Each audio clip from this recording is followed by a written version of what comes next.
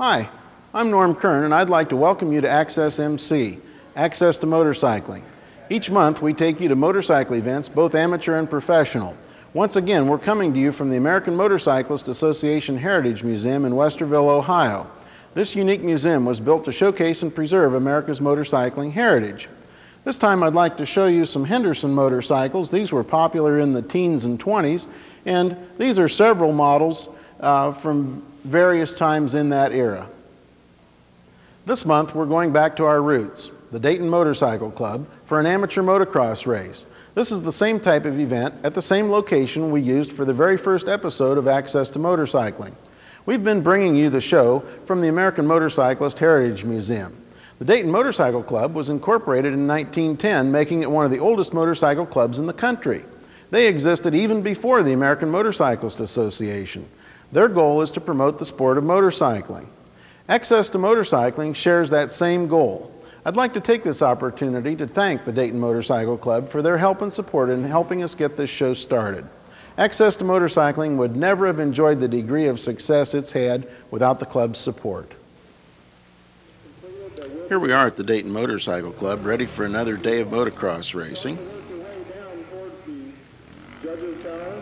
The riders arrive very early, and the first thing that they have to do to even get on the club grounds is sign a release saying that they know that motorcycle racing is dangerous and that they accept the risk.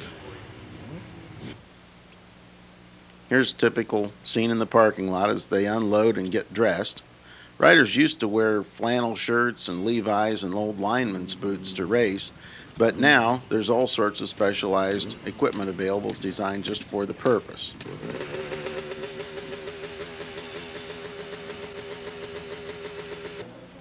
Here we are at sign up.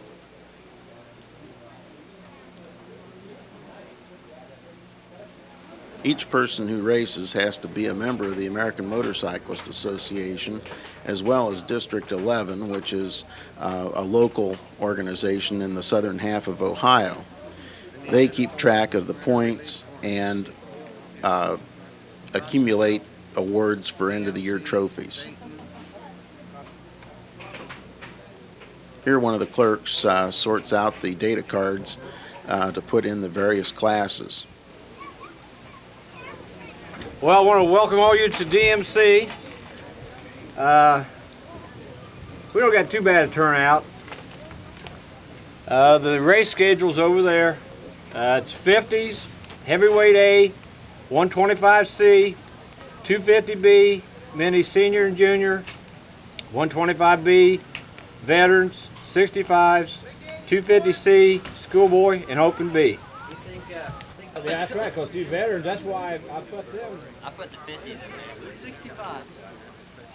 Last night they said that they didn't start till 12 o'clock. They want to know if you could give them someone. The size of the bikes and the degree of skill of the riders is what determines the various classes. Here we see a typical start. They use a fallback gate. That's what those bars are. As you can see, they fall toward the rider. Watch when they take off here.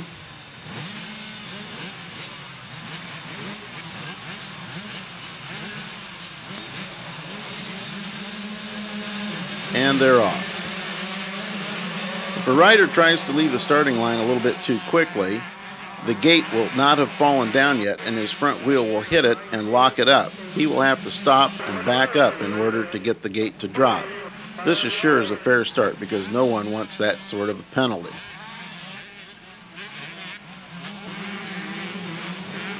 Here you can see the riders on various jumps on different parts of the course.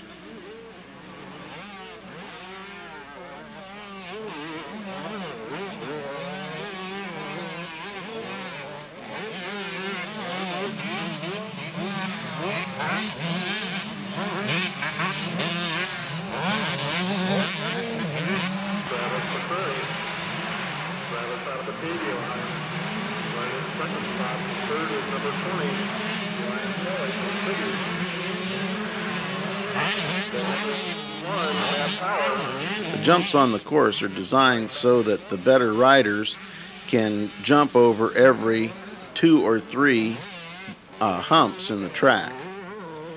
and that gives them a tremendous advantage and is a reward for their speed and skill. Watch how he jumps over about every second or third bump.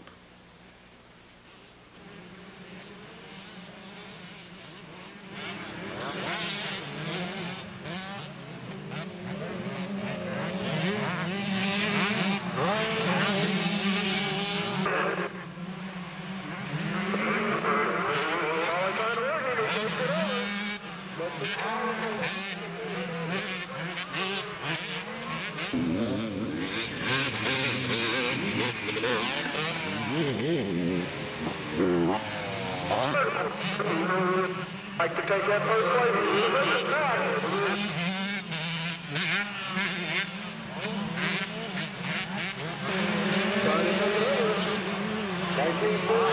Although it takes a lot of skill to negotiate the humps, a lot of the action in the race is in the turns. This is where most of the passing occurs.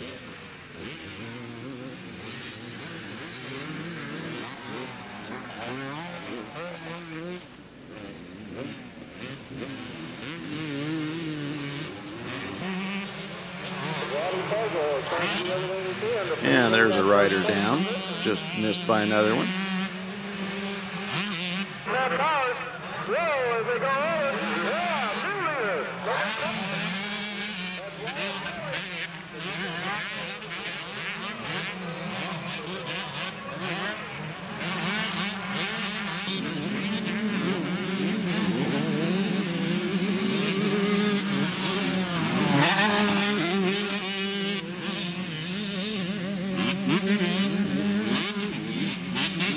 Portion of the course.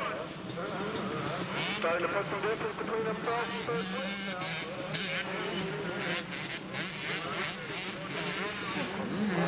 now. This is the turn just before the finish line. You can see how there's a groove that naturally forms where most of the riders go. That's referred to as a berm. Berms allow the riders to get more traction and go much faster in the corners. And this is the finish of the first moto. The white building that you see there is where the scorekeepers reside.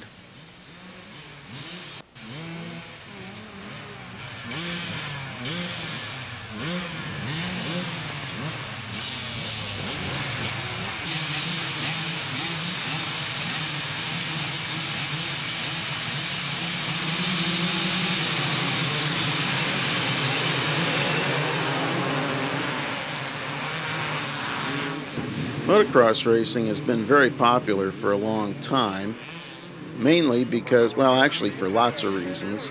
There are many different brands and models of motorcycles suitable for motocross, and that availability makes it the most readily available kind of race bike that you can buy. The other thing that riders like is the fact that each moto lasts approximately 10 minutes and everyone runs twice. And since everyone gets to run twice in 2 good races per event, everyone gets a lot of riding in, and that's one of the reasons why they want to go to the races, is to ride. Also, there are practice sessions, and each rider gets 20 minutes or so of practice.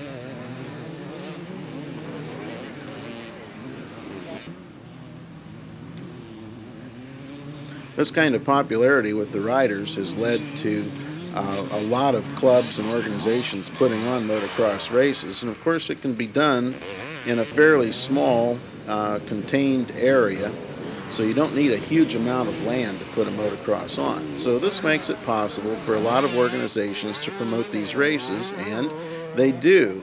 And that helps the popularity of the sport too, because riders can race every weekend during the riding season without having to travel too far.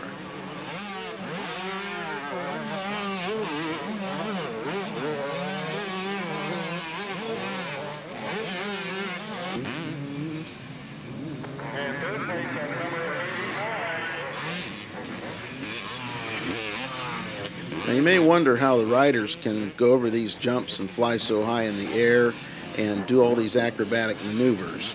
There are a number of reasons for this, the first of which would be the motorcycles themselves.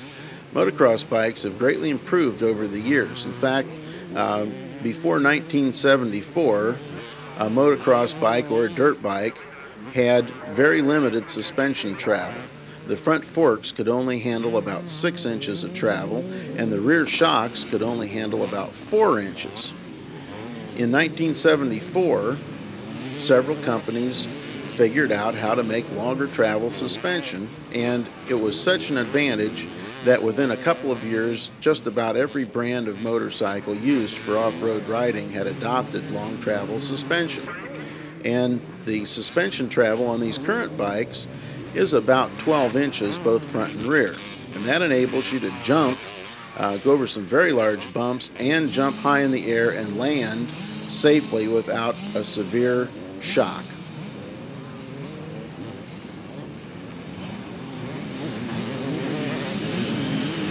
Other advances that really helped motocross bikes is the fact that over the years, due to the use of better materials and more sophisticated designs, power has increased.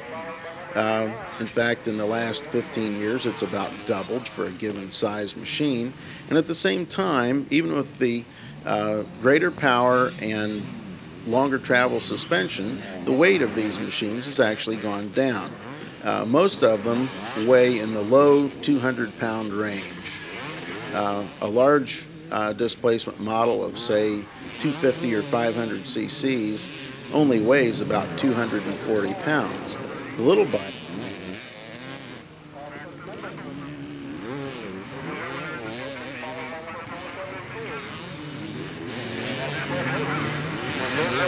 We're standing in the pits out here at Dayton Motorcycle Club talking to Paxton Mendelson.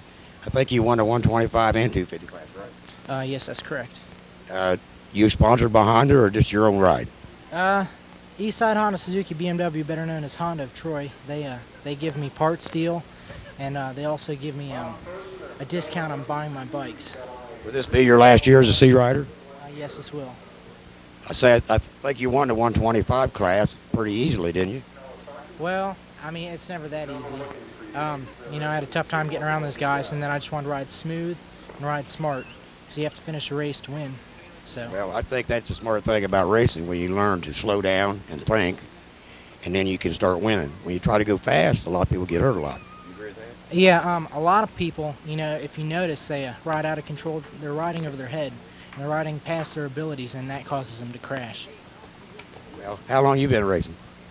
This is my second year. I broke my leg last year, so I was out for most of the season, and I raced the season before that. So this is basically my second year. You go to the Nationals this year? Or? Yes, I did. I didn't fare too well at the Nationals. I had some personal problems that I had to deal with, and things didn't work out the way I wanted them to. But you made it there, right? That's you being like the top 40 of the nation, right? Yeah. Unfortunately, I only managed to get 26th. 26 is better than 40th, I would think, wouldn't you? Yes. That gives you something to look forward to next year in another class. Yes. Actually, in a couple of months, I'm hoping to go down to Florida for the mini Olympics and ride the novice 250 and the novice 125 class down there, and hopefully I'll do well. Well, that'd be a good experience for you. There's nice sand tracks down there, and it's pretty exciting. Is that a Gatorback? Yeah, Gatorback, man, that track gets real rough. It's a hard track. Yeah, I go to the pro races every year at Gatorback, and it's a very, very challenging track. You ought to be a lot of good experience before you go down there. We wish you the best of luck in your next 2 motos, and hope you have a good time in Florida. Thank you very much. You're welcome.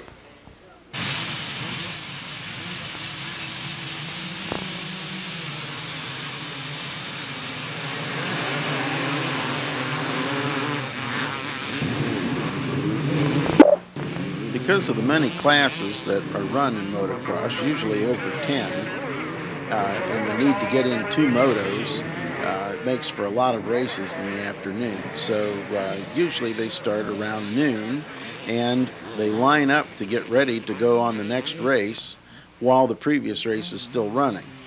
And as soon as the last rider is across the finish line, the gate drops and the next race starts. Usually they run 1 complete set of motos, and then there's an intermission, and they water the track or do other conditioning, and then they run the second set of motos. Now, the scoring in a motocross is sort of interesting because in most kinds of racing you have scratch races which determine who gets to run the semifinals, and then you have the semifinals, and the winners of the semifinals go to one final race. But in motocross you have many classes, and each class is kept separate, and the idea of always running two motos or races is that you accumulate points in each race, and the best points total for the day is what wins. And this is how the riders are ranked. It's based on total performance, so it's not entirely dependent on your efforts in one particular race. Another interesting thing about it is that if you have two riders who are tied on points at the end of the day, it's whichever one did the best in the second moto that breaks the tie.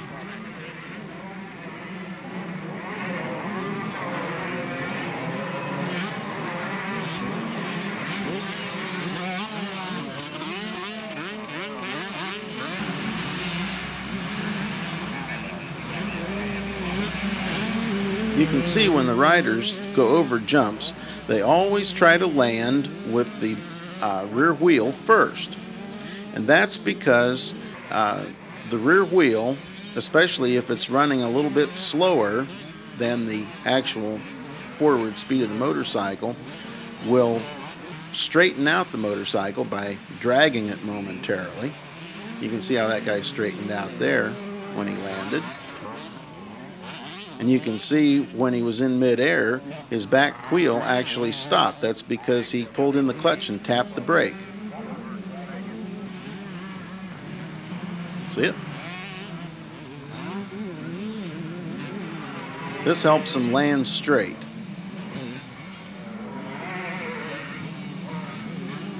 Now watch him go over these series of bumps. See how he misses about every second or third one? And he stands up on the pegs and lets the motorcycle do the bouncing.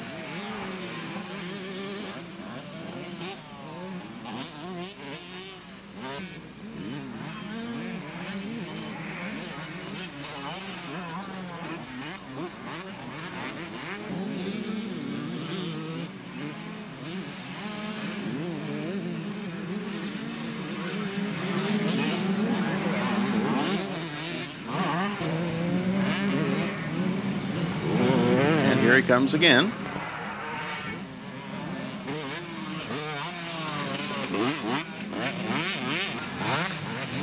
You can see he's hitting, in that series of bumps, he's hitting about every other one.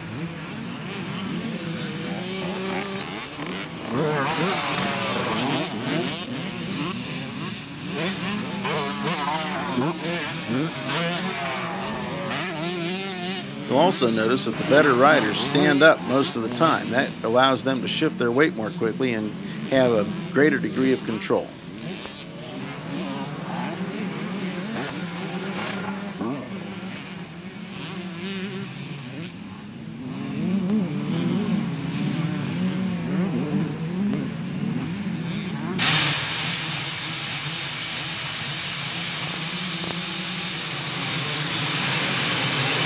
Start is very important if you want to win.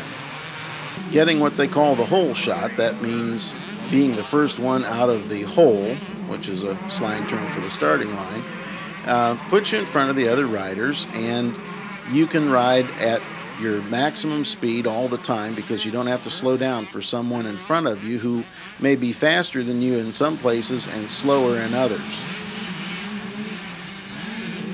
The other advantage of getting out there first is that you don't have to eat the dirt and the dust.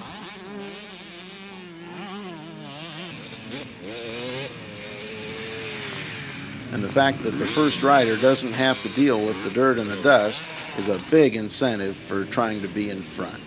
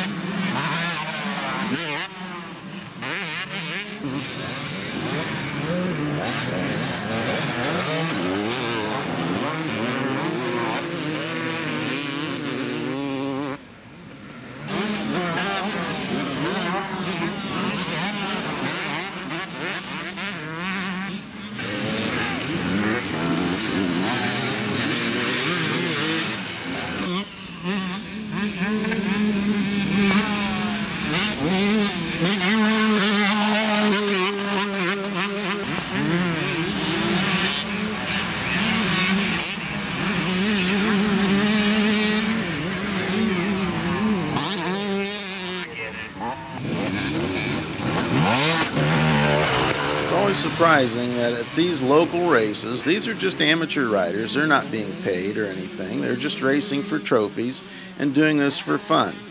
And yet the skill and talent that you see just in a simple local race like this is really amazing.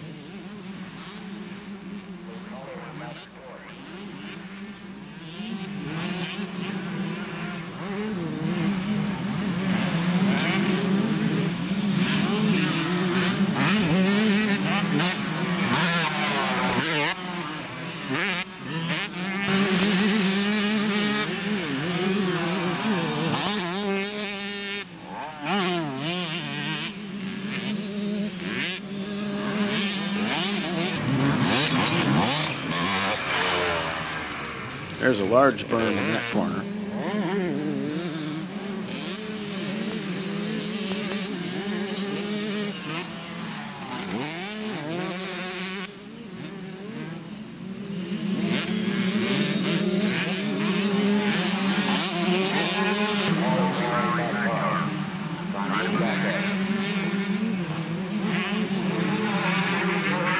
One more lap to go.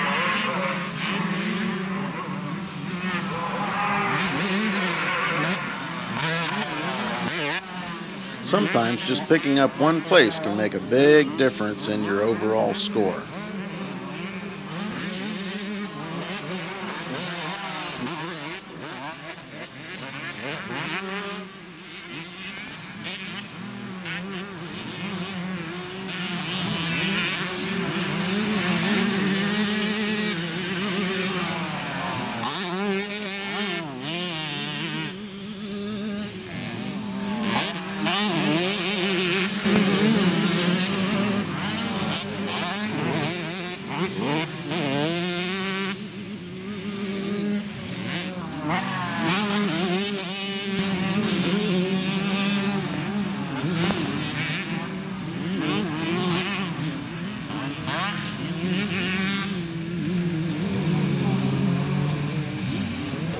And that's the finish of another successful day of racing at Dayton Motorcycle Club.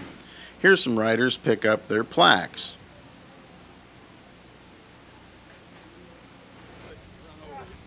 And at the end of the day, it's time to load up and head on home.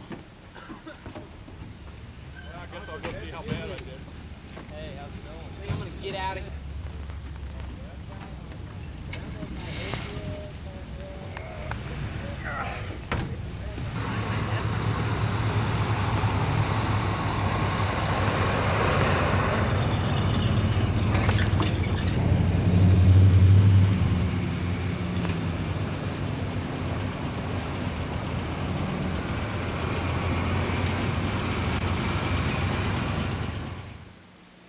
I've been to many different motorcycle club meetings over the years. Each club is as distinct as a fingerprint. Some clubs are purely social. Some unite those who are interested strictly in dirt riding or road riding. Dayton Motorcycle Club, though, prides itself on being a promoting club.